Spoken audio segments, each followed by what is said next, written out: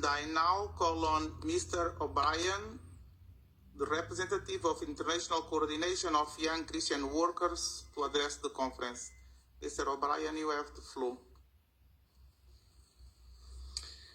Thank you, Madam Vice President.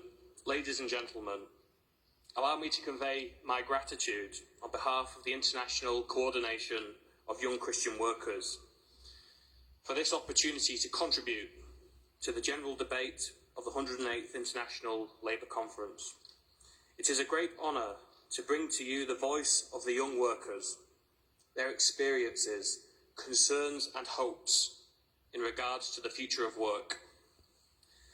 The ICYCW is an international Catholic organisation with a specific mission to serve, educate and represent young people in the world of work.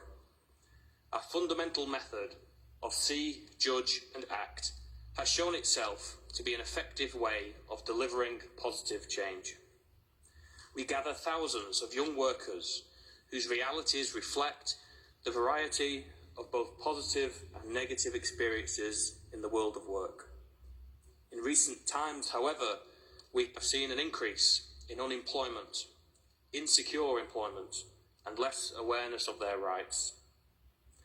All these facts hurt the dignity of the human person and stop young people growing in awareness, hope, and responsibility. At local level, the Young Christian Workers bring together young people and enables them to participate actively in society, especially in the workplace. At national and regional levels, young leaders take action to share the reality of young workers and equip them to effect change in their own lives and the lives of their peers.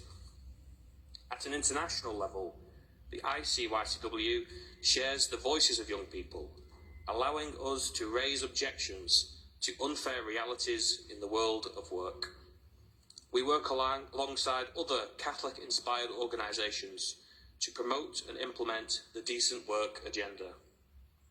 Regarding the Future of Work initiative, we believe it is essential to ensure it is human-centred, and we should never forget the moral values that underpin this idea.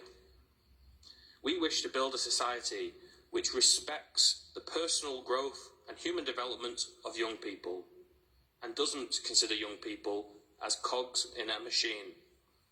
Because humanity is not a machine. People are not simply a means to an end. Instead, each person has an inherent and inalienable dignity. This means that the important considerations of productivity, output and efficiency should not be placed ahead of a worker's dignity, rights and well-being. Without this foundation in place, the rest will simply crumble and collapse.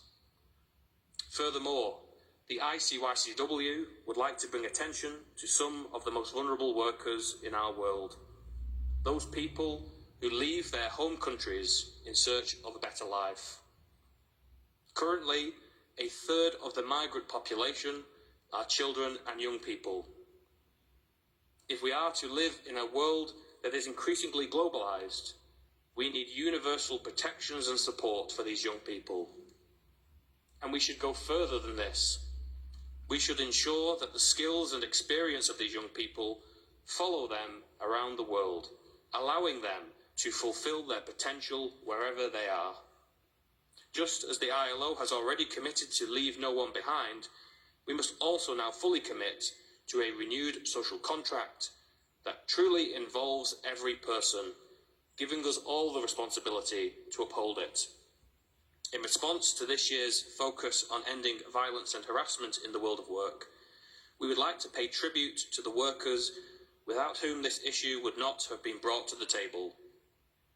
Like Joyce from Nigeria, a YCW member who shared with us how her efforts to seek professional development were met with abuse, harassment and disrespect from her superiors.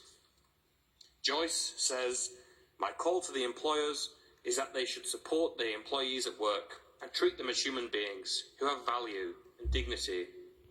Good working conditions, good treatment at work, and mutual respect help the workers to be better and productive people at their places of work and in life generally. The courage to voice concerns like Joyce, as so many workers have done before, has been the key to unlock a common and shared response. It highlights why the tripartite collaboration of the ILO has thrived for 100 years.